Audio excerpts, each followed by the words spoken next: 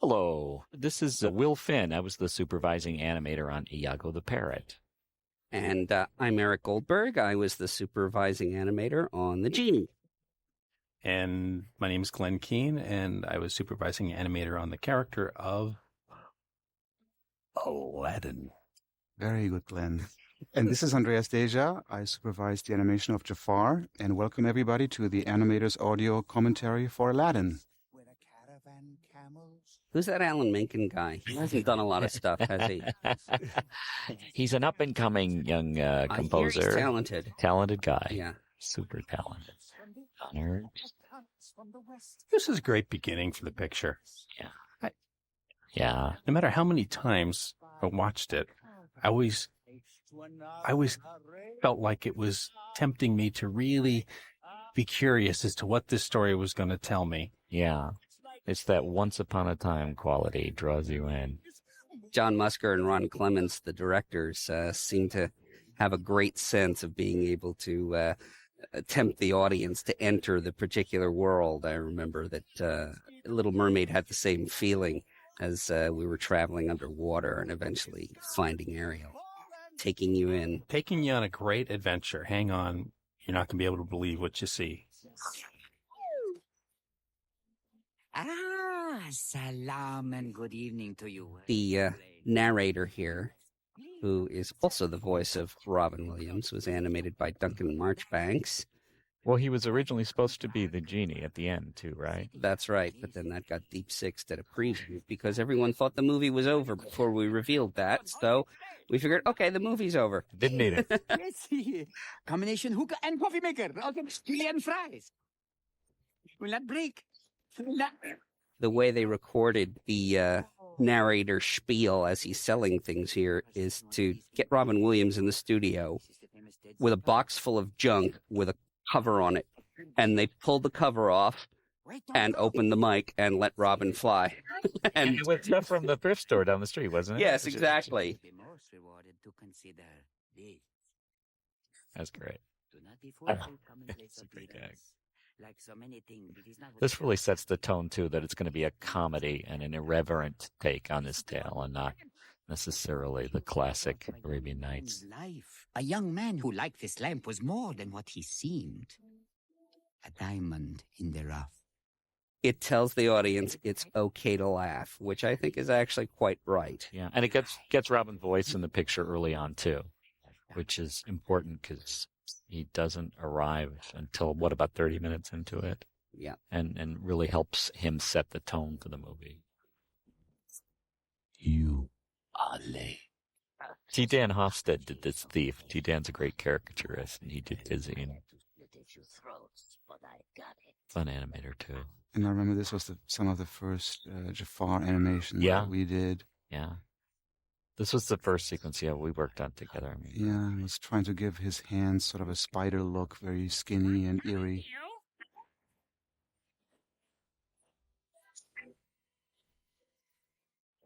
It's a nice contrast to each of the character designs. Yeah. From Jafar, that big, tall, triangular shape. Iago, a little round. Well, I didn't realize it afterwards, but Eric told me that sort of the idea was to make Iago look like a clay pot. Yeah, he was like a clay pot or a Turkish bottle or, When I was adapting the design, I kept on wondering, why does he have a pot belly? Gilbert isn't fat. And, parrots aren't fat. But Eric told me, it's because he's supposed to be kind of like a inverted minaret. Cave of Wonders. The fun thing always was with those two characters, to put them together was very easy because Jafar had these broad shoulders, and Iago could pace up and down and do his thing, and that worked fairly well. And also the character of a parrot his legs are kind of like shock absorbers. So if you were moving the shoulders up and down, I would just animate the head, and then when you were finished, I'd have his lower body just ride wherever the shoulders were.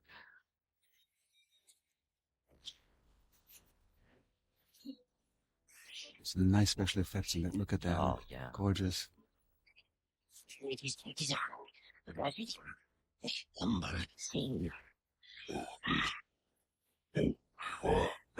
Just a word about the tiger's head entrance to the cave here. That was one of the earliest computer-generated pieces at Disney's, done by Steve Goldberg, and in fact, probably the first piece of computer-animated lip sync that the studio did.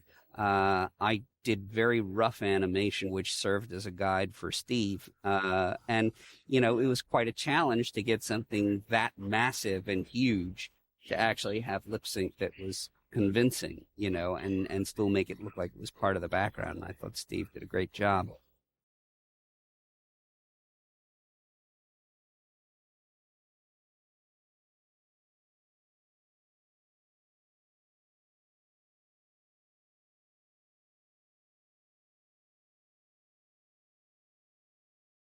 This was fun stuff. These are some of the earliest scenes we did. This was the first scene I did. I did this scene, and that sold them on the voice. But then they kept changing Jafar's line at the end, remember? Yeah. So the scene was actually on our desks for about 6 months. And got a chance to keep reworking it till really got the design working. I was happy with that scene.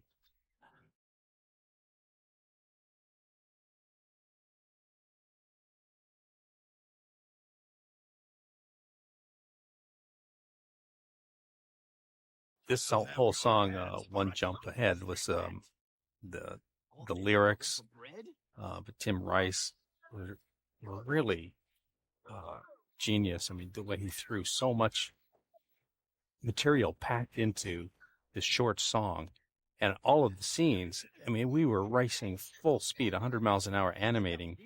Each scene was, you know, typically it seemed like it was maybe about 2 feet long each scene. A lot of this is Tony DeRosa's animation. Originally, Aladdin's song at the beginning here was Proud of Your Boy, which Aladdin sung to kind of voice his desire to make his mother proud of him, even though he was kind of a street urchin and looked like he was never going to amount to anything. And when the movie got changed to a slightly more comic version after the first screening, which everyone refers to as Black Friday, that song got changed as well. I do remember also the purpose for the song was, you know, instead of the previous Proud of Your Boy, which he used to sing, this was to establish, first of all, that Aladdin could be comic and physical and pretty zippy looking, you know, tonally, which fit more with the rest of the movie, you know, before the genie firecracker gets let off 20 minutes in. And it works great. You know, it's really fun to see the choreography and strong poses in all of this animation. It's also great to see good-looking miscellaneous characters. This was the first Disney movie in a long time to have that. And again, because there was so much strength in the design, that we really had a great-looking cast of characters, even guys like him. Even the sheep had Hirschfeldian curly cues on them. I don't know if anyone noticed. You only had so much time to do it, so the poses had to be really clear and simple. It was really a return back to a Tex Avery kind of a feel. But it's all clear and all reads. You know, the timing is so well thought out that it just works so well. It was a nice change coming off of Beauty and the Beast. Yeah, because it was more volumetric kind of drawing, right? Yeah. And the style is so different. There was more realism in Beauty and the Beast. It's more caricature. Yeah. This was the movie that I think as animators that this whole generation was really dying to prove that you could make a cartoony There's feature. Tom Cito. Yes. Tom Cito is one of my animators, great story guy, and yes, he is immortalized as Crazy Hakeem. Self-animated too. Yes, that's his scene. Apu was hilarious. I remember when I saw the movie with an audience for the first time, people went nuts when the Abu title came up in the credits. Somebody cheered, "The monkey rules!" Yeah, just yesterday I was doing a drawing of Aladdin for somebody, and a kid said, "Hey, where's Abu?" Aladdin just wasn't done if Abu wasn't on his shoulder. Aladdin, when we started on this picture, thinking of Aladdin as a guy who was the underdog, and we're really doing some designs of him as little bit younger looking, shorter character. Actually, in that design change came, I don't know, we had already animated a whole, 1,000 feet of him. And we had to go back and we had to redo all of that footage. We pushed the shoulders broader, wider, actually based somewhat on volleyball players that had been sketching down at Manhattan Beach at the time. So Jeffrey Katzenberg wanted to see an Aladdin that was more of a heroic proportions, somebody that could actually, merit the love of this incredibly gorgeous Princess Jasmine. So we ended up changing the designs to him. You are a worthless street rat. You were born Aladdin's pants, the design of those, MC Hammer was really big at that time, and he had these great MC Hammer pants, which we actually made some of those, and as we were designing the character. Aladdin is basically two triangles, inverted.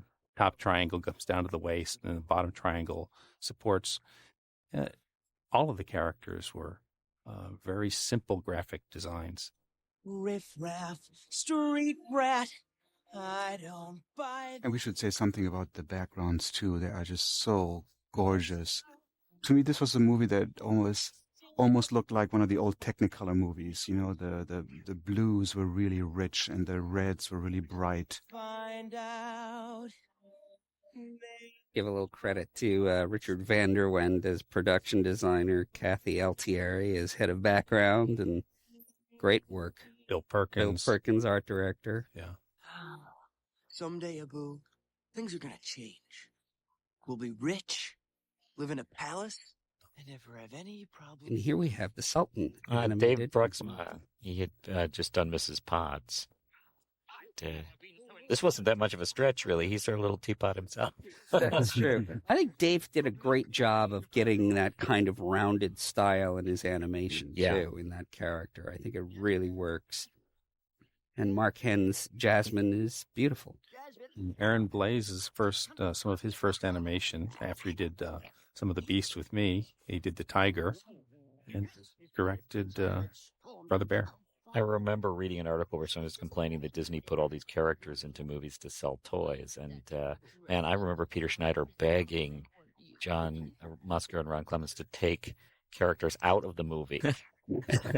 And they wanted a tiger in the movie, and they got it. It was an artistic choice. It wasn't the cynical marketing choice that they got accused of.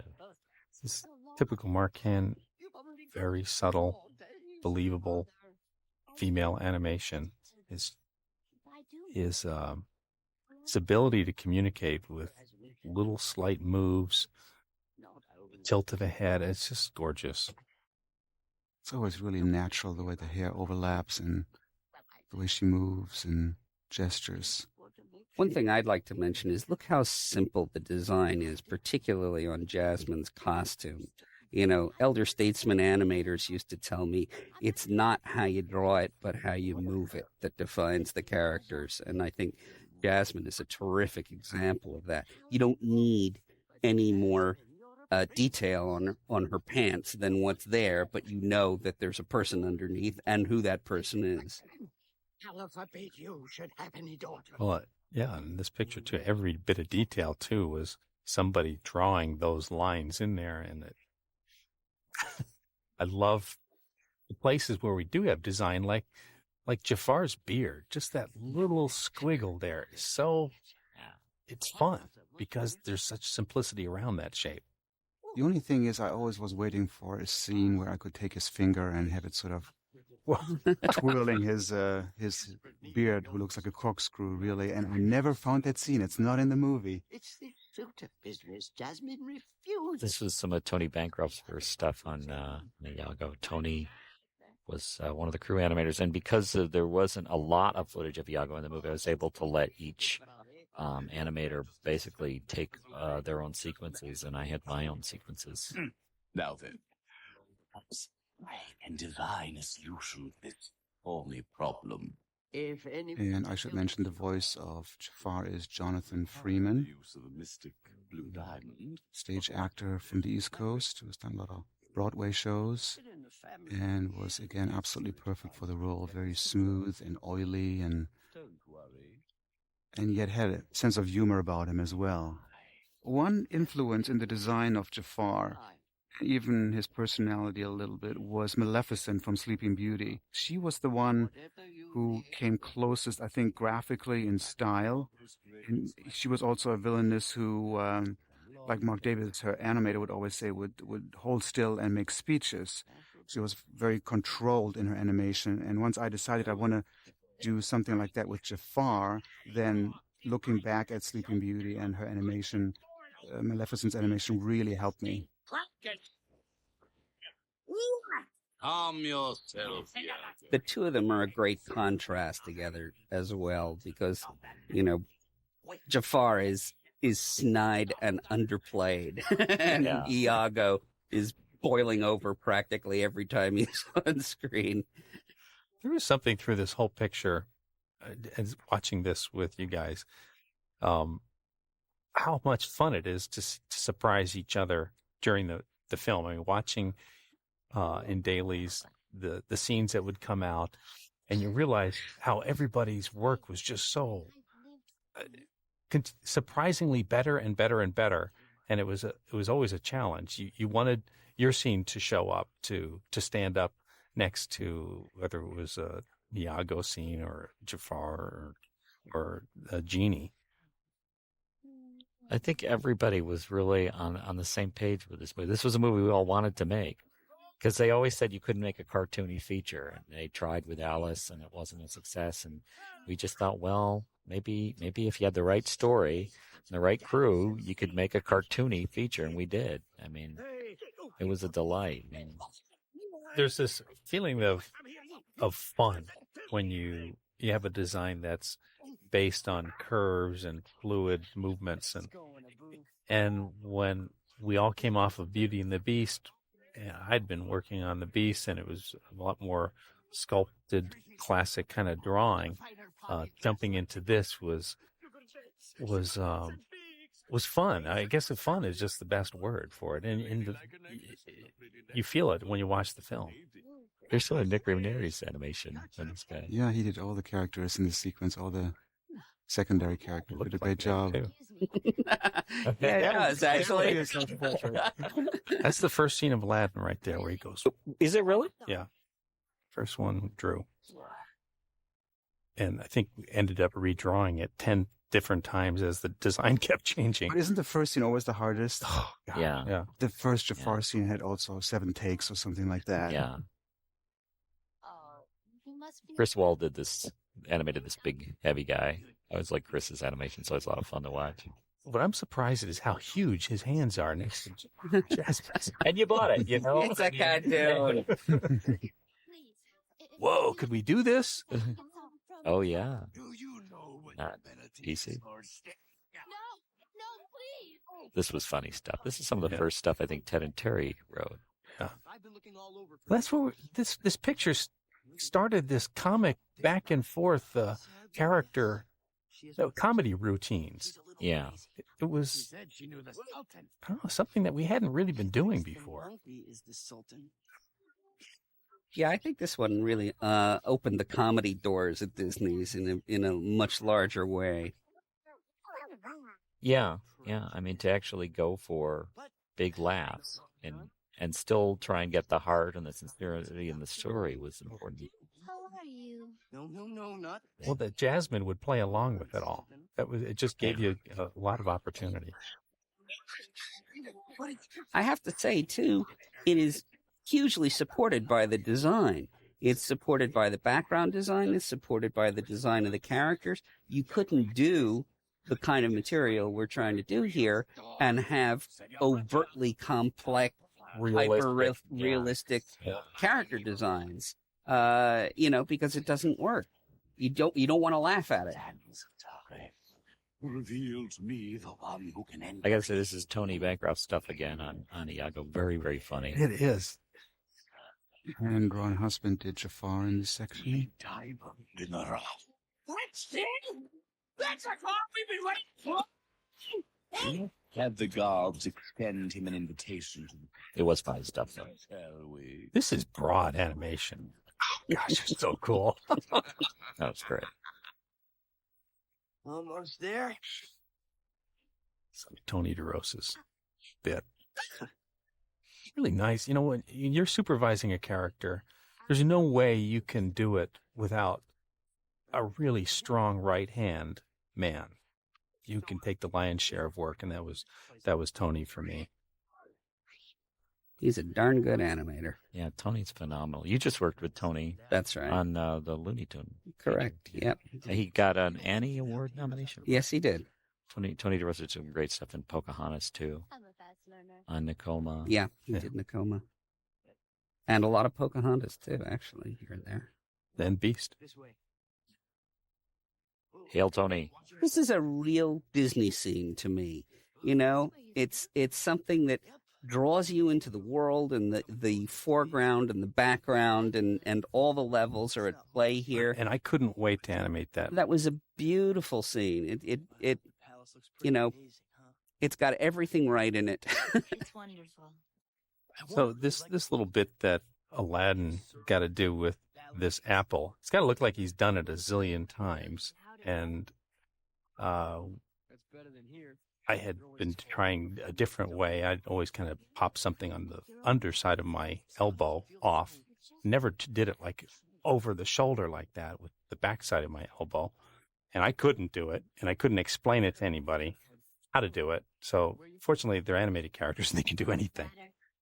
I ran away, and I am not. This place right here, he's being vulnerable. He's revealing what he wants in life, and so is Jasmine at this point. These are moments that you may not get to do all the squash and stretch and fun, but there's a lot of depth to it that's really equally enjoyable. Abu says, that's not fair. Oh, did he? Yeah, of course. And does Abu have anything else to say? Well, he wishes... Russell Azadani's layouts are amazing, particularly in this sequence. So simple. It reads just so incredibly well. A slight camera move, you know. Well, and the shapes and the clouds and everything, how everything's sort of reflected in each other. It really was the first really consistent looking Disney animation in a long time. And Razul was never isolated like some other department where you would just get backgrounds. He was constantly working very closely with us and in preparing and laying these scenes out, setting them up so the characters would work well. There's his namesake in the movie, too. That's right. Animated by Phil Young, who did all these guard characters, including Razul.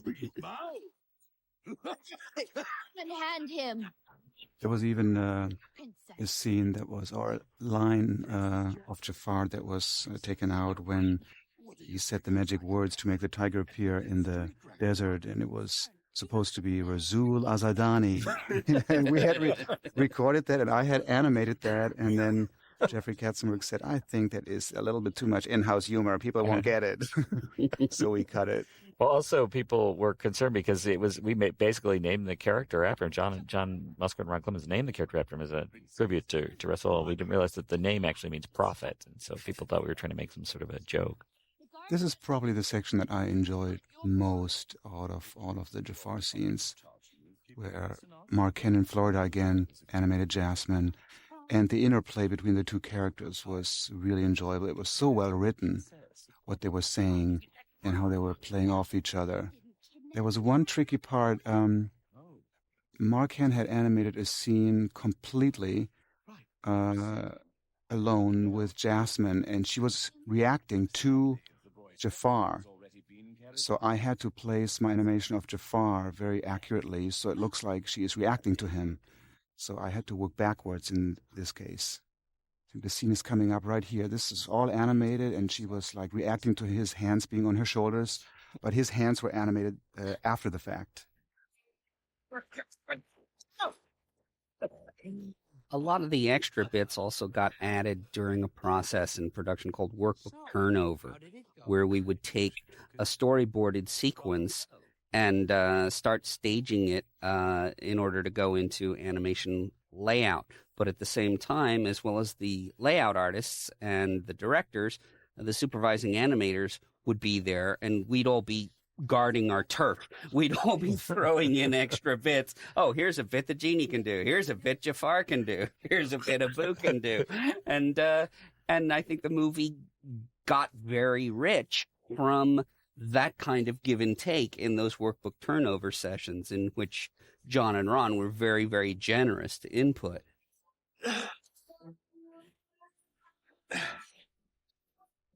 It was the princess. To animate a character where both arms are tied down, and I can't remember if it was Tony's animation in here. I think it was. I think there's some Dave Steffen in here, Dave too. Steffen. Yeah, thank you. You don't have hands to gesture with. You just have a head to move around. Love that scene. Talking to had him mimic the girl. Great poses. Look at this stuff. It's a great gag. Is it the voice of Abu? Frank Welker. Frank Welker, yeah. Who makes a living out of doing these terrific animal voices, as well as, character voices as well. Almost any horse, monkey, dog, cat, you name it, in a Hollywood movie, it's been overdubbed by Frank Welker. Here comes Jafar as the old beggar, animated by Kathy Zielinski. And it was interesting. He should look like Jafar, but not completely. So we were walking that fine line where even the audience had to wonder a little bit. A lot of this sequence was storyboarded by Kevin Lima, who was one of the directors on Tarzan. And I remember distinctly in his boards, whoever has the gold makes the rule. This drawing, which Kathy realized beautifully. It was such a disgusting single drawing. It really plays as a moment. Things aren't always. But, this is a good example of doing something that is ugly, but there's still appeal to it. I mean, you're not revolted. You want to watch it. Well, also, this was a film where in the storyboards there was so much great material from Kevin and Bernie and from Ed Gombert. A lot of the time, it was really just like you're just bringing it to life. I know that was true for a lot of Iago. There's a lot of Gombert's posing. Just we translated it verbatim from Ed Gombert's storyboards. This was such a cool image. Pitch me the lamp, and then you shall have your reward. Come on, Abu. As I recall, that scene where the tiger says proceed, we staged it that way because of the enormity of his mouth. If you actually saw him do an O mouth on pro and then opened it up for the E in seed, it would have just looked garish. So I said, let's just do eye sync on it. So you just do it with his eye attitudes. You are so smart. That is a great. I read it. This was the beginning of the carpet animation Randy Cartwright did. And that's that amazing mapping that they did on his artwork. Yeah, you could never do anything like that by hand. Tina Price did the texture mapping of the design on the carpet, and Randy's carpet is a textbook case of how to define how a character is feeling just through body position. He doesn't have a head. He doesn't have a spine. He doesn't have arms and legs, and yet you know how this character is feeling by the way he walks. Look, this is a sneak. I mean, it's terrific. He's playful. Yeah, he's like Randy himself.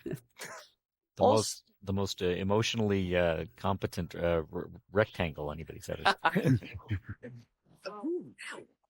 Crazy. But it's a real nod to the silent actors, with Charlie Chaplin, that you can really communicate a lot of heart and entertainment just by the way a character moves in silhouette and poses. Randy went through and drew all of this by hand, the shapes, the acting, and working with Tina then, who put the whole mapping of this complex design and pushing a CG shape into to fit into Randy's character drawings. Maybe you can help us. Well, you see, we're trying to find this lamp. Yeah, it's one of the ultimate challenges of animation is we were always taught you should be able to turn the sound down on your scene, and even if it's dialogue scene, know exactly what's going on. Having a pantomime character like the carpet, and really Abu too, is always a lot of fun to watch, and it's one of the reasons why animation is so translatable across cultures and sometimes even time.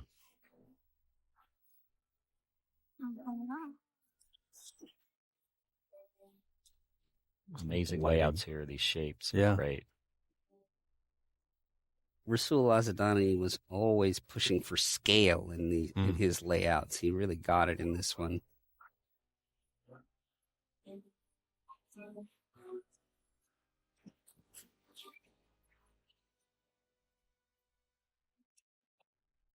Who was effects supervisor on the movie? Do you remember? This is what we came all the way. Yeah, Don Paul had done the FX animation in this movie. Don is an amazing effects animator. And there's a great appropriateness to how effects are used and how lighting is used and when tones are used, and even more importantly when they're not, which is really amazing. Some CG effects coming up here that also have a lot of 2D mixed in, really successfully. And at this time, because we knew there was computer sequences were beginning to be designed, knowing that you could move in and out of the sequence of the backgrounds of the Z-plane, yeah. And there's those computer lava effects with some 2D overlays. Yeah, it's not really a clash of the two mediums. It really works as a unit. They sync up pretty well. This was so scary, I remember. You were just on that carpet yourself, just Audience fighting with went, them. wow, yeah. This was one of the first of the real thrill ride sequences in Disney films. It's really worked great. This is a great character. In fact, I know the layout artists actually looked at the film element from Star Tours, the exhibit at Disneyland, as a reference for this sequence. Didn't even know that. Sure feels like a ride. Yeah. As a reference, but not. They didn't use it directly. No, they didn't use it directly. Whenever you say that, people say, "Oh, they just used it." No, they didn't. They looked at it and they improved it.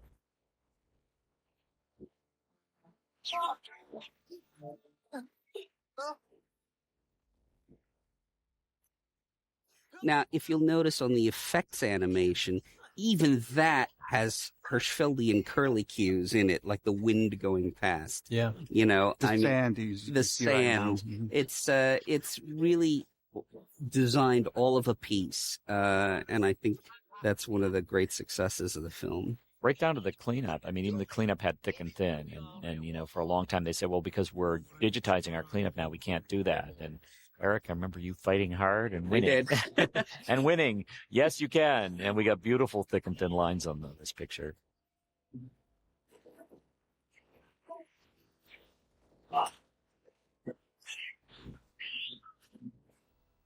This was a dramatic effect. This the tiger's head dissolving into the sand. I remember seeing that in dailies and just being awestruck. It's roaring up there and falling apart.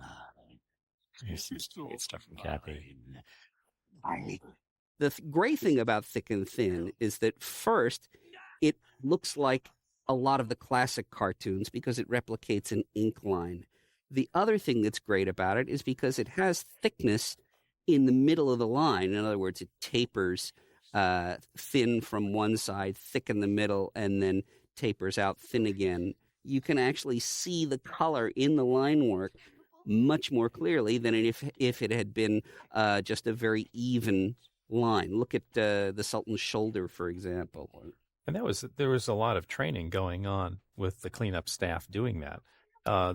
Though it wasn't, you didn't have to work hard to convince him. Bill Berg, who did the cleanup of Aladdin and a lot of other characters I've worked with, that's what he loves, the beauty of line and the flow of line.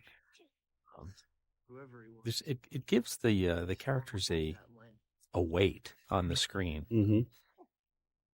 Yeah, it's very difficult to do it all an even line weight around a character and keep it looking alive. I mean, it can be done, but it's very, very difficult. They were worried about just keeping line consistency. So now here we go. We're shifting into 10th gear now. Look at this beautiful effects work here.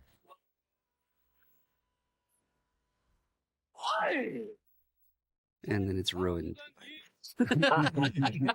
Prick in the neck. Hang on a second. The scene coming up where the genie is actually contemplating his belly and pushes it up and then it plops back down again. I was doing that as a caricature of myself. I'd put on a lot of weight. But all the pregnant mothers who had taken their older children loved that scene. They would come up to me, that's me! That's me in my, 8th month. Well, the great thing is that as much of Robin Williams as there is in this movie, folks, there is also the pure Eric Goldberg across the board here. A lot smaller than my last master. Either that or I'm getting bigger. Look at me from the side. Do I look different to you? Wait a minute. This scene reminds me of a story when he's turning into Arnold Schwarzenegger way at the beginning of the movie. I had no idea that the flare in the story would be like this. And I remember Kathy Bailey, who did the cleanup for Jafar, she came running into my room and she says, guess what they're doing? They're having the genie turn into Arnold Schwarzenegger. And I said, they're doing what? They can't do that. So I had no idea at the time where we're going with this. So I went out and saw the boards, and then it dawned on me, this is where this movie is going. I get it. On the wishing for more wishes. Love that even the Groucho bit is painted in black and white. Everything is possible. If with the genie, he really gives you complete freedom. God, you. So why don't you just ruminate? So, Friend Like Me was actually the first sequence to be completed in Aladdin. And if you can see, the genie has shorter ears. It's a slightly earlier version of Aladdin before we had actually settled on his final design. Bill Berg, Aladdin's cleanup artist, worked heroically to conform my poor Aladdin drawings to the current model. And, but it served because it was so wild. I think we felt, it was certainly more than acceptable, even if there were a few variations. Over the course of production, the genie's ears got longer, he got a little more defined, but basically, the characters here. I love the fact that these are all tableaus. They are like illustrations in a way. I mean, they're moving, but they go into very clear images and poses that tell the story. People think that he's moving all the time. He's moving a whole lot. But in reality, the poses that you're hitting aren't that many. Like that attitude, he's dancing. It's not over animated ever.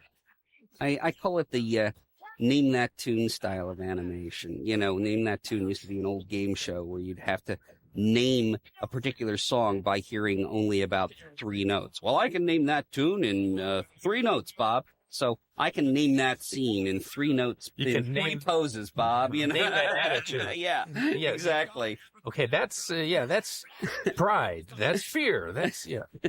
Well, they have a character walk out of his own mouth and then rip himself in half. What I also like about the sequence is that the backgrounds were kept to a minimum, just color cards. Yes. So everything reads so well. And beautifully done color cards because they have just the right amount of depth to them. Color cards can be very easily screwed up.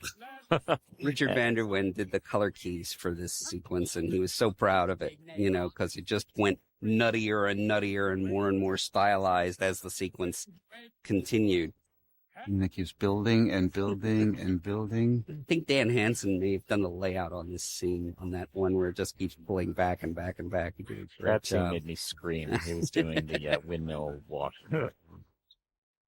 There's a little story about this applause sign here, which is that when the film was in previews, Jeffrey Katzenberg, wanted all of the song moments to have applause. And he came back after one preview and he said, nobody's applauding at the end of the song. What can we do? so I stuck an applause sign on the back of the genie's mouth, and it stayed in the movie. Though I remember in our screenings, everybody applauded in the studio.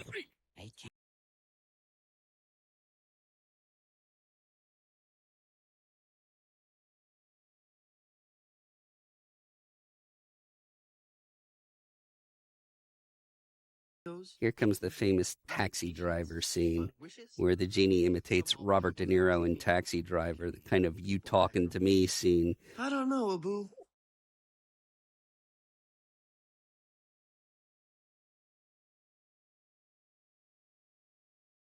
When we premiered it, Martin Scorsese, the director of Taxi Driver, was in the audience, and he howled. He just thought it was great. Wasn't there some concern that people thought he was being too mean? Yeah, but I think he goes right back to being, amiable, so I don't think it's a problem. Keep your hands and arms inside the carpet. And of course, one of the first Disney in-jokes here, keep your hands and arms inside the carpet, that Robin threw in for us. If it weren't for all your years of loyal service, now on. I just love this overstuffed palace, with these huge columns, so nicely caricatured.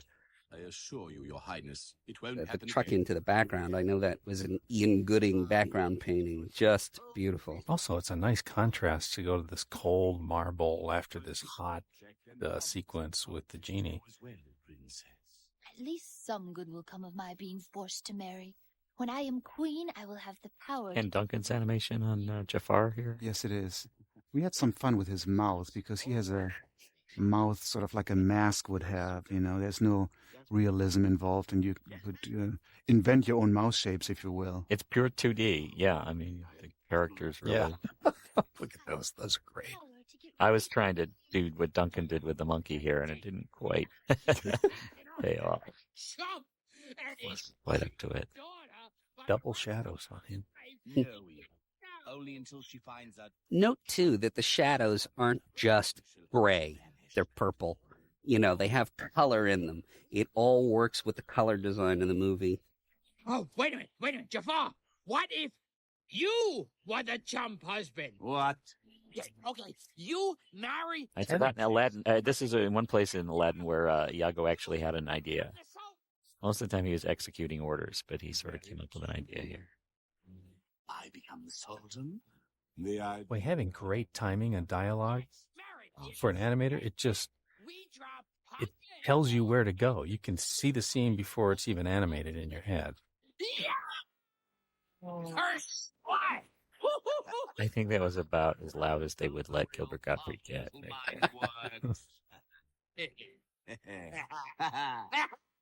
There they are. They're actually, even for all their differences, they're very similar in their inner personality is the same guy. They're still buddies. Yeah. Partners in crime. One's smooth, the other one's coarse, but they're both hot We guys. have the Oasis scene, the flight attendant animated by Raul Garcia. A lot of this animation by Dave Burgess, who did terrific work on the genie. They all did terrific work on the genie. This is Dave Burgess. The upcoming cookbook scene is Dave Burgess. Even that hand, though, where he makes the one. This is Bruce Johnson, who always gave me more than I expected in every single scene. It was always pushed further, just the way the sheep's butt goes up. What would you wish for? Me?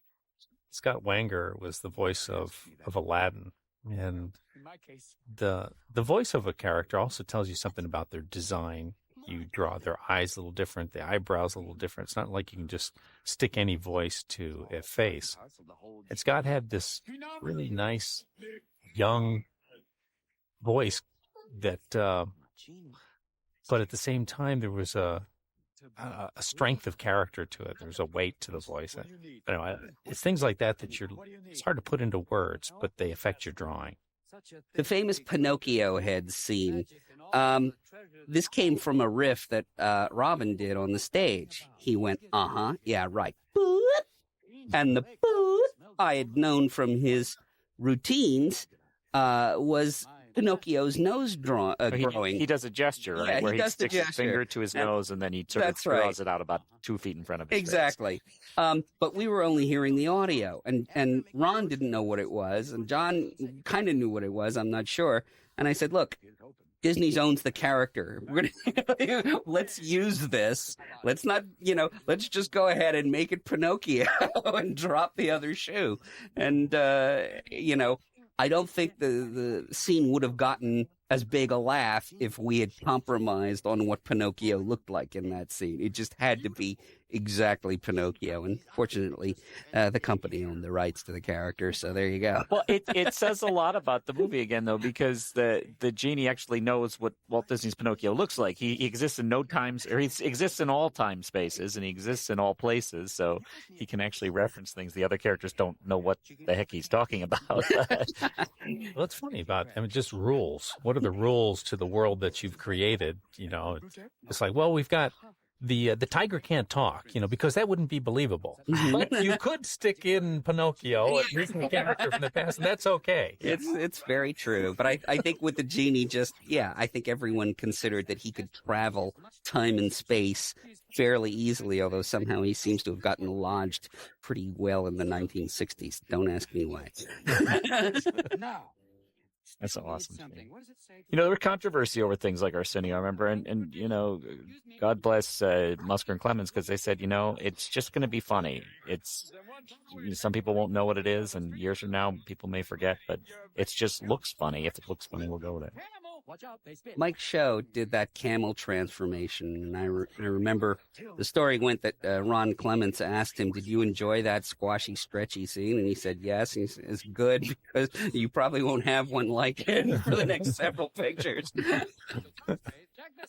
Squash and stretch is the technique that animators employ to give fluidity and elasticity to their characters, meaning that everything works organically within a character. So if his mouth is open wide, his facial muscles and the rest of his head would stretch, except for the cranium, which is hard bone. And it would squash back up again if he was taking an impact, or if his mouth were making a consonant. And that kind of play of squash and stretch gives your character that kind of flexibility on screen. This is Brian Ferguson's first animation. Brian is a phenomenal animator, and he did Iago in this sequence, and he is totally crazy. He's one of the most insanely inventive animators I've ever worked with. And yet, when you meet him and talk to him, he's this nice, polite guy. But once he hits that drawing board, all his crazy and zaniness comes out. It's true. Me, but he's Jekyll and Hyde. that only a prince can marry a He's princess. such a sweet guy, and he does the zaniest animation. For desperate measures, my lord. Desperate measure. You will order the princess to marry me. Dave Pruxman's stuff on The Sultan is so nice. It's a good, solid squash and stretch, and yet really a sincere character, too. The princess will marry me. I love his little hands and little feet. Well, he walks and runs like a happy little kid, which is a great piece to his character. Jafar, you must come and see this. Tom Cito animated most of the Prince Ali genie, the band leader genie in this sequence. Ken Duncan animated the harem girls. This is all Tom Cito stuff. Great looking miscellaneous characters. They're fun. It's really difficult to do crowds. Yes. And shots where you can see the sky and you're seeing confetti makes it a little easier. It's staged cleverly, though. The money shots are the ones which have a lot of characters in them, but most of these are single or two character shots. You just convince the audience that, yes, you're watching a crowd. You just got to keep returning to it every once in a while. Yep.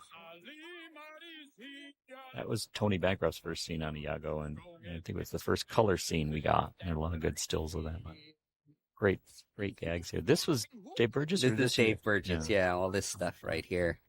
The lyrics in this song are amazing. There's stuff that you can't even keep up with it. There's the part where they say that the servants are lousy with loyalty. It is just hilarious. Fabulous, Terry. I love the feathers. When it comes. This is my idea of a joke on top of a joke. Because not only did Robin riff the Thanksgiving Day parade commentators, but we put them in winter clothing and had steam coming out of their mouths as well. And they're in the middle of the desert. So it's just there if anybody catches it, you know. I felt like I was watching the Rose Bowl parade.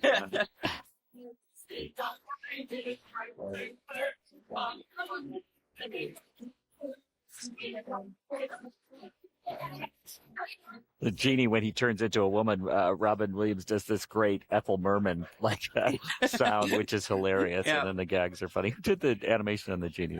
Oh, and, the Ethel Merman genie was also Dave Burgess. Dave Burgess. It's nice stuff. And this is Nick Ranieri's Oh, Jafar coming up, one of Here's his a great- priceless drawings. Here's a great, really limited animation gag that ends this when they're behind the door. There you go. Yeah. Mhm. Tom Cito did that dance scene really nice. Charles Spooner.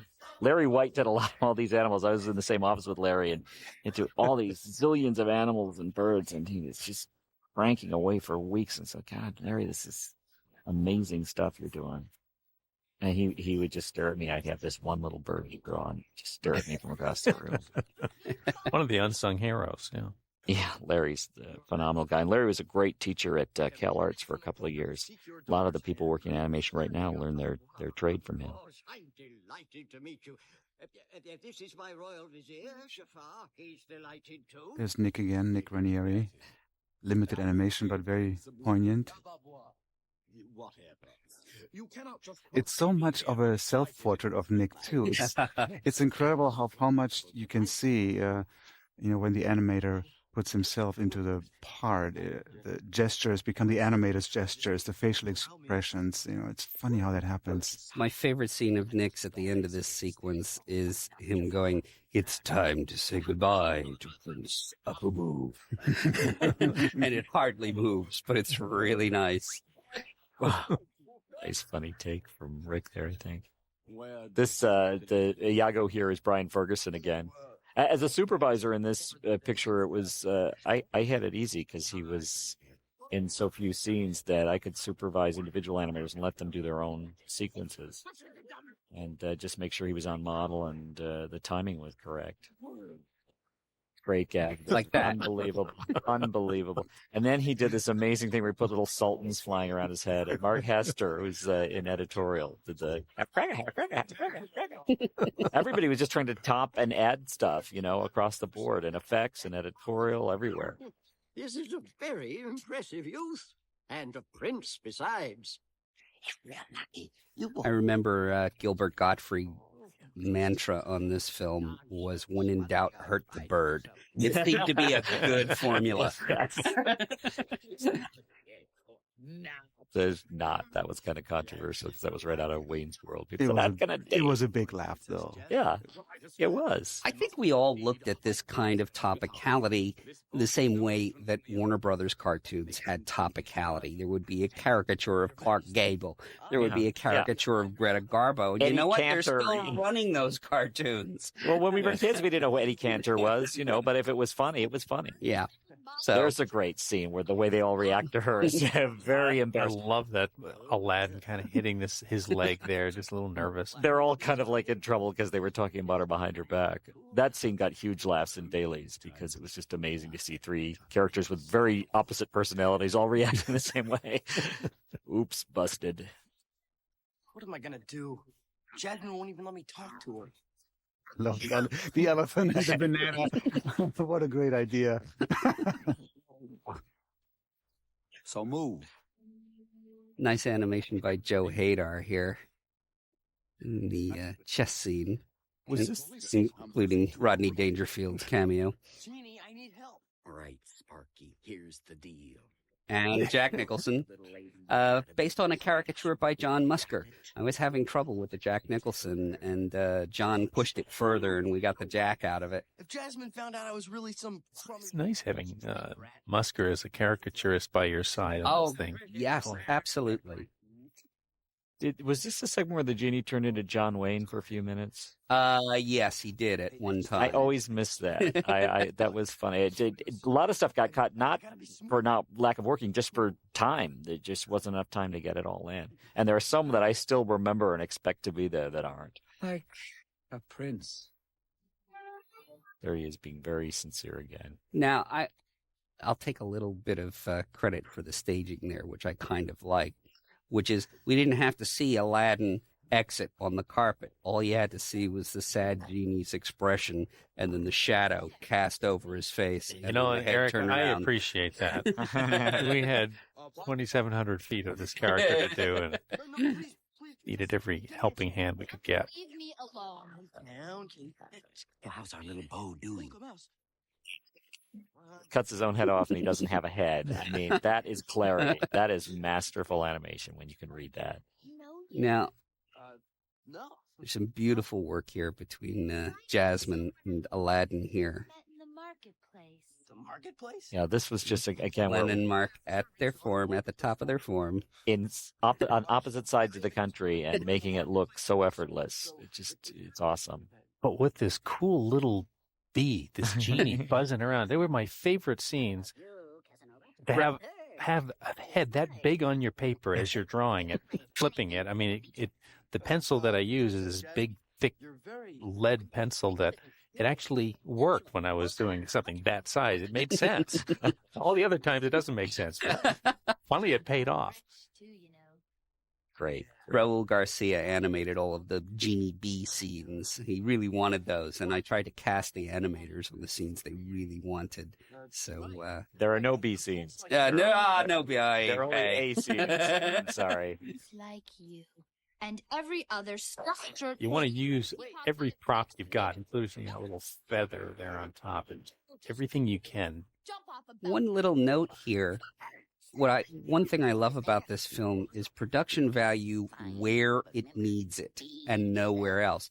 In the way that the effects animators rendered the gemstone in the middle of Aladdin and Jasmine's headpieces, it has beautiful, a blur to it and highlight, and it's just enough to make it rich without overdoing it, without overstating it, and you don't have to have it anywhere else on the character. In the long shots, there's no shadow. As soon as you come in close enough and the character's face fills the screen, there's shadow. Mm-hmm. And, the audience doesn't notice it because they're flowing right along. And sometimes when you're bombarding the audience with effects in every scene, it just becomes tedious, and then you have nowhere to go because all of your setup. are... This scene is an important setup with that hand sticking out there. We had to make it exactly the same as the very end scene in the picture. This was a terrific song. This was actually one of the things that stayed, even from the original first boarding pass, that they would have this magic carpet ride. Brad Kane sang the song, which you just assume it's Scott Wenger singing. The voice qualities are very close. And Bernie Mattinson, I think, did the storyboards on this. I think Francis Glebus did some development work too, if I'm not mistaken. And this is also, aside from the song and aside from the animation, or should I say, along with it, the layout is the star as well in this sequence. Beautiful work by Rasul and his crew to really make you feel airborne. There's not too many sequences in Disney films that work as well that way. I mean, I recall the scene in Peter Pan when they're first flying over London and you see the great depth, below them.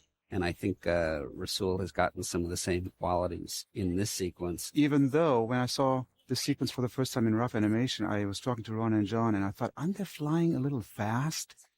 And I thought the song is kind of a ballad. Wouldn't it be nicer to slow down a little bit? But he really wanted to show the exuberance of what it means like being in love. So I can certainly see that point of view. Lea Salonga sang the Jasmine part here. Mark Henn animated both of those characters. This is a part where it worked pretty good. Have one guy in Florida hitting both characters until they sit down at the top of the group, where we started working bi-coastal again. It's fun that they got to cruise all over the world too. I mean, it was just such a great fanciful idea. And now, of course, here's where she knows. And there's a little apple bump. I know who you are. She started to suspect with that hand gesture. Then the apple kind of clinched it. Coming up is one of my favorite little moments with between Jasmine and Aladdin. It's a very, very subtle little stuff where they're sitting next to each other, and Aladdin is putting on this big show, and they're really kind of becoming comfortable with each other, and she suspected who he is, and there's this little bump that she does with her shoulders, her hips against him, and stuff like that. It's like it's just pure gold, because they prove that they're not cartoon characters. They're real people. I wouldn't figure it out. No, I mean, I hoped you wouldn't. No, that's not what I meant. Who are you? Tell me the truth. Really nice, subtle stuff here, and the effects again just highlight it. You know, it makes it feel lavish that they're at this extravagant setting, and it's just a little colored gel over them flashing on. Great expressions on where he's losing himself there. I always love that he'll just for a few frames be struggling with his facade there. Just tell me. Nice caught in a lie animation.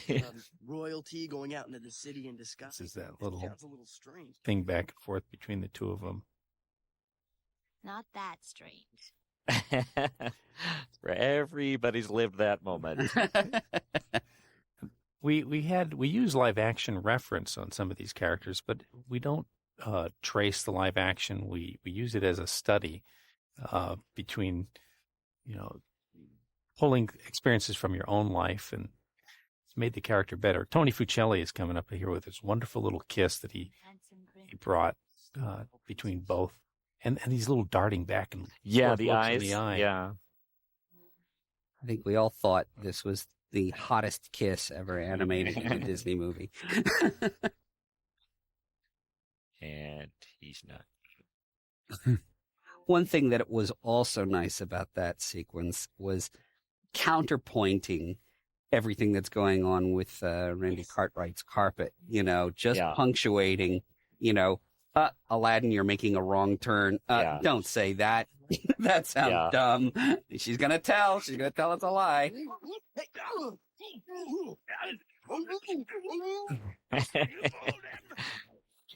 Very Far Side looking gag during a serious moment. Worn out your welcome, Prince. Here they are, maybe. Make sure he's never. The movie made great use of lighting for emotional content in this, in that scene in particular, with the backlighting on Jafar. And going to black behind Aladdin as he passes out. That was pretty unique. Some great Dave Stephan stuff where he's going down. And then the genie stuff. Some of this is Bruce Johnson, right? Yes, the submarine is Bruce Johnson. I can't get you out of there until you make a wish. Is Dave Burgess. Story-wise, this was really a tough thing, trying to get that lamp to get next to his hand, working with layout, getting him on a little hill just enough to slide it down.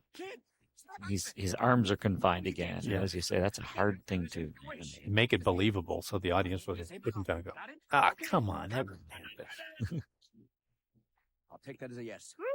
Bruce Johnson here. The detached head.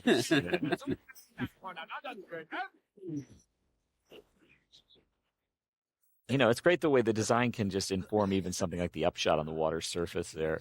Again, because everyone was so certain about the type of design we were working with, it was easy. This is Dave Burgess, even in the sincere moments, too, with a line we weren't sure was going to stay in the movie. Not that I want to pick out curtains or anything. Not that I want to pick out curtains or anything. It stayed in the movie, and I loved the fact that what Robin brought to the table is not letting anything get quite too sentimental.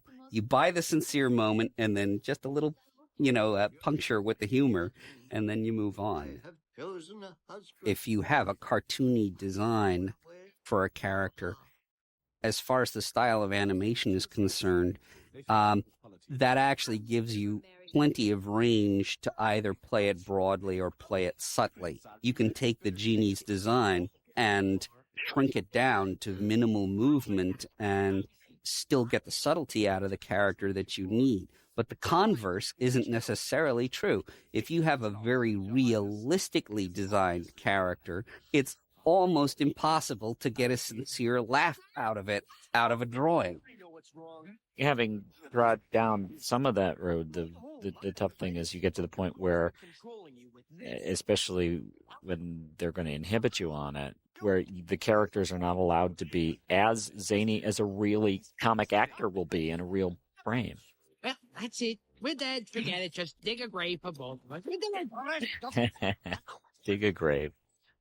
See, Gilbert ad-libbing again. Iago doesn't really look like Gilbert Gottfried looks. He looks like Gilbert sounds. One of the things that Gilbert does a lot is he closes his eyes during his comedy a lot, and I didn't want to do that. But he does have very, very big teeth. We used two actors, Rob Willoughby and Rabina Ritchie, for studying live action. One of the things that you do when you've got a crew that large to get a cohesiveness in the performance together, to base your performance on the study of a couple actors in common really helps. Did they shoot it scene for scene, or was it just sort of done in like a master? We shot it scene by scene. Big chunk of time spent doing that actually throughout the production. They shot those over at Imagineering. Yeah. We gotta get out. I gotta start. Gilbert was ad-libbing like crazy here. We gotta travel light. Bring the guns, the weapons, and how about this picture? I think I'm making a weird face in it. That ad-lib made Robin Williams laugh, which was very satisfying. The picture. Yeah, if you could make the comedians laugh, that was always a plus. Everybody's trying to top each other. And Jafar here is Nick Ranieri. Okay. You can tell. It's me and Nick again. I don't know how I put that out of my head. Me and Nick again. You and Nick were Cogsworth and Lumiere as well. Yeah. Nick has a very interesting way of timing his characters. He would really hold certain things still and then just have a part of the body being animated, to just get a point across. A very, very interesting style of animation. Aladdin, you've just won the heart of the princess. What are you going to do next? This is where they were afraid the temptation was going to be, I'm going to Disneyland. Yeah, well. That was the point. All that stuff was animated by Bruce Johnston. And this, which is a beautiful scene, the face that he squishes Aladdin into and the face he makes, it's all Bruce Johnston. It's just great stuff. Reg Bordage did a lot of the quiet stuff of the genie reacting to Aladdin telling him this news. Without you, I'm just the lad. This is all Reg Bordage. And there's where the genie used to break into Walter Cronkite. Yes. You won. You snatched victory from the jaws of defeat. I still expect him to do that. And again, it just was a time thing. The scene had to move on, but it was always so funny. You snatched victory from the jaws of defeat. Fine, I understand. You could probably make a 5-hour marathon out of some of the stuff that was ad-libbed for this movie. You probably could. These were nice. Teresa Martin did these cutaways to the carpet and the elephant, and they were really, really effective scenes in their emotional reactions to Aladdin. She was coming out of cleanup and really impressed everybody with these scenes. Well, they're great. And, in the context of the film, they're great, too, because they really help support, what an audience member should be feeling, what a counterpoint to what Aladdin is saying. Gotta tell Jasmine the truth. Now, coming up is a scene between Iago and a flamingo that, again, Ed Gombert's boarding was so clear that it was very easy for me to animate this. But I got it in my head that I could do it better, and I tried to do it over the weekend, and Ron said, go back to your first day. The flamingo's laugh there is actually mine, too. Mark Hester asked me to come in and record that, and they used it for some reason. Excellent work, Iago. Go on. No, really, on a scale of 1 to 10, you are an 11. Oh, Jafar. There he is. He's trying to out-mimic the genie, but I don't think he's doing a very good job. It's got a great reaction at screening, so. Finally chosen a suitor. Coming up, some massive crowd scenes that work very, very well. Well, yeah. Didn't they take this again? It was Reg did a little square of about 10 people, and then they multiplied it over and over and over again and shot it out of focus. Again, that was a very innovative thing at the time. There we go. There is no way anybody would hand draw that. And even the turbulence they put into that second shot was sort of an early CG effect. You know, Al, I'm getting really... I don't think you're him. Tonight, the part of Al will be played by a tall, dark, and sinister, ugly man. I am your master. Great Robin riff there. Genie, grant me my first wish. I wish to rule. Ken Duncan. Yeah, from this point on, I start to lose track out of who's doing Iago. Some of it's me, some of it's Tom, some of it's Tony. It's all over. It's all over the globe at that point. And so much, even as the big climactic ending is racing towards the end of the film, the animators are racing towards the end of their time to animate this film. That's right. It's funny how that works. It's funny how you do the first half of the movie, in about 8 months, and you have just a few months left, for the second half, yeah. Every movie's like that.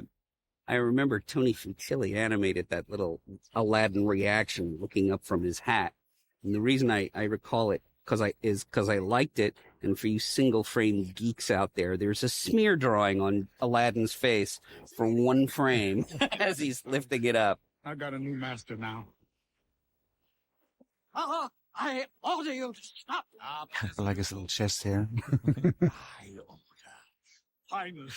Iago somehow got a little turban too, which is silly. Randy Cartwright came up with that gag that the Sultan would start to bow to him just out of sheer cowardice. He almost just started following orders from the get-go. I remember, Andreas, you liked this scene because you always wanted Jafar to have a song moment in the movie, so he finally gets one here. Well, this was also where Why Me was, which was a fantastic song. I still love that song. Yeah. There were a few versions for this sequence. And then this is the final, of course. I liked Jafar's costume in this. I always thought he looked like a spider. Everything was spiky here, and his shoulders and the hat, everything. Yeah, I wouldn't want to jump in a dark alley with those shoulders, I'll tell you.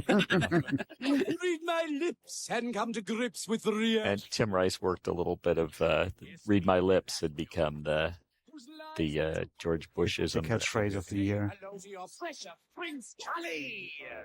And of course, he's being very hammy. He's being the performer on stage, having fun with humiliating these people and torturing them. And Why Me was I think a more extended song, and that's why they wound up not using it, because it just somehow couldn't sustain itself at the moment. So this is more of a reprise, but it was a phenomenal song, and Jonathan's vocal was amazing. We all worked on boarding it and doing gags on it, but when it's screened, the audience really just wanted to move on.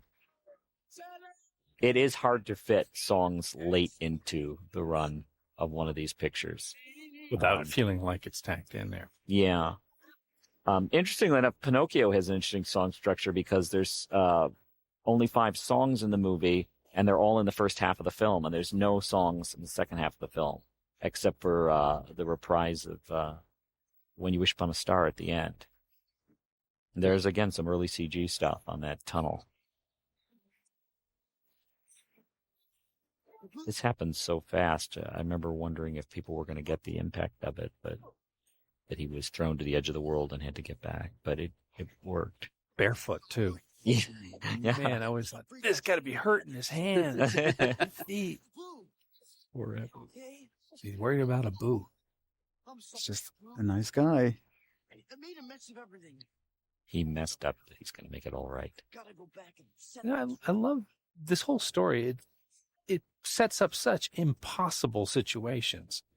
I mean, there's no way he's going to get there in time. He's trying anyway. That's why it's so perfect for And the then animated next- medium. Yeah, then the next most impossible situation, besides the fact that he's thrown to the other end of the world and has to get back. He's in Antarctica or something. Now you're going to squash him with this big rolling deal. Fortunately, he's got a window just in the right spot. It's kind of a Buster Keaton gag, Yeah. like Sherlock Jr. or Steamboat Bill Jr. when the house falls over. Bang. Yeah. I love there's a cookie cutter shape of the window there, too. Yeah, I survived. Now how am I going to get out of here? Whoop. There's one of Just Ed happened. Gilbert's gags there where the frozen monkey passes out. He can't believe they survived. And here's Brian. This is Brian Ferguson stuff. I do know that. Yeah, paying off that gag with the crackers. And I get to feed crackers down his throat. I think that was a post-dubbed groan from Gilbert there. This is Nick's stuff here, right? Pussycat? This is my Jafar. Oh, it is? I'm sorry. Yeah. Pussycat. What you say, my dear? Why, with you is my queen. And then she throws the wine at him. I'll teach you some respect. I like the way he puts his knee on the chair. Genie, I have decided to make my final wish. A lot of this is Reg Bordage's Genie, Desperately in love with me. including the reprise of William F. Buckley Jr. Master, there are a few addendas, some quid pro quo. Some people didn't know who Buckley was. And when you told them, they didn't know who he was. Nick Raniere wanted to do at least one scene of the Genie. So I gave him this scene.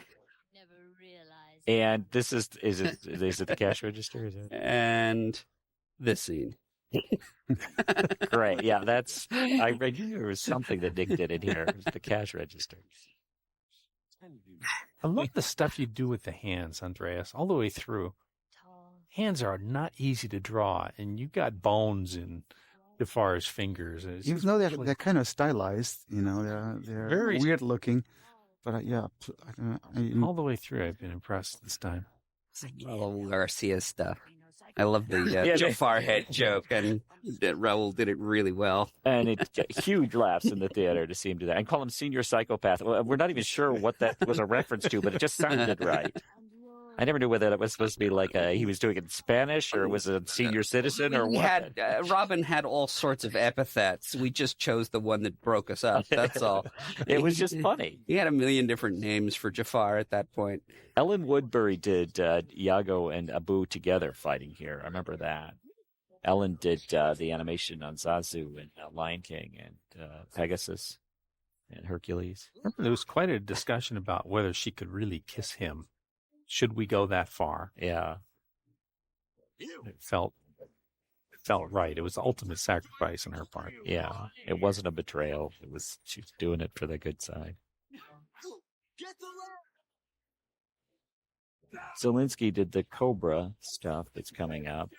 Who was doing Jafar? Jafar is sort of a mix of everybody because at that point in time we had to get the movie done. And This was everybody- late. This was very late in the movie and late in the production. But this was also a chance to get a little bit more physical with Jafar because in many scenes he was so withheld, and so this was a time to show him fighting. I had a gag here, but they cut it out. It's the Genie looking at the carpet going, "Nice threads, dude." But it just wasn't appropriate for the moment. Didn't the Genie turn into a cheerleader too? Oh yeah, he will. He does do that. Oh yeah, he will. Cowardly snake! Yeah, this was Kathy Zelensky's stuff, right? This was really scary looking. Yeah. Like to see how snake-like I can be. Transformation that he makes. That's cool. Scale really well pulled off again, and simply too. I mean, that was Look at the design on the fire too. Again, everything in the movie supports the overall design.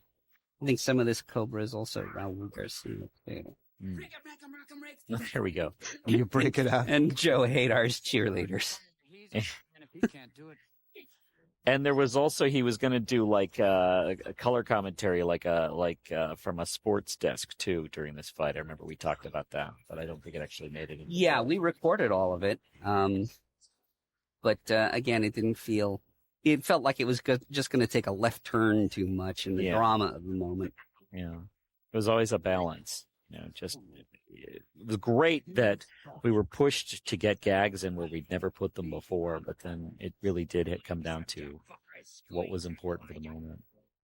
And a lot to Jeffrey Katzenberg's credit that he was constantly pulling us together to make those moments better. Yeah, from Little Mermaid on, that whole thing where he had Sebastian do that big Tex Avery take during their kiss, we thought was blasphemy, but the audience wanted a laugh and a sincere moment there, and it was important to learn that.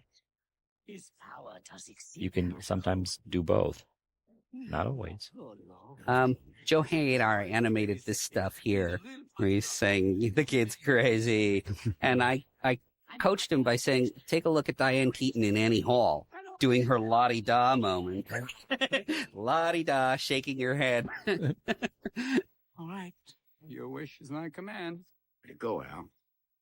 With the Cobra, I had originally been a little bit afraid to think that the Cobra should move very fast, losing a sense of weight, it being so big, but it has to strike like a Cobra. Yeah. It had to, and I think it worked out in the end. I love the pacing, the timing of that. I mean, it's frightening. And in one of those group story meetings we all had, they already had the concept that he was going to get sucked into the lamp. But I remember Tom Cito put the cherry on it, and he said, phenomenal cosmic power, itty bitty living space, just as the little cherry on top at the end. Phenomenal cosmic power. Come on, Itty bitty living space. And Will can go home. Yeah, oh gosh. Thank you. Good night, everybody.